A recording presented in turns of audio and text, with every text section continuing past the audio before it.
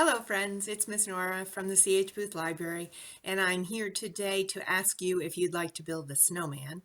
And if you say yes, would you like to build the tallest snowman you can? And if you say yes, then I need you to come by the children's department and pick up your supplies.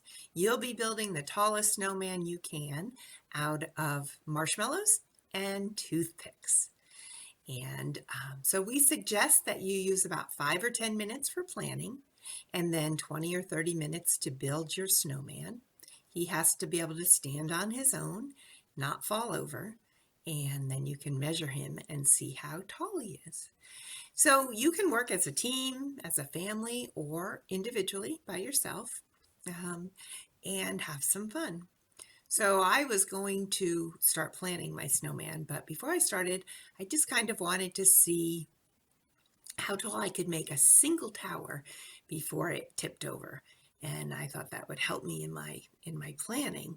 So I have 2 marshmallows, and you can see that the toothpick is sticking out the top there.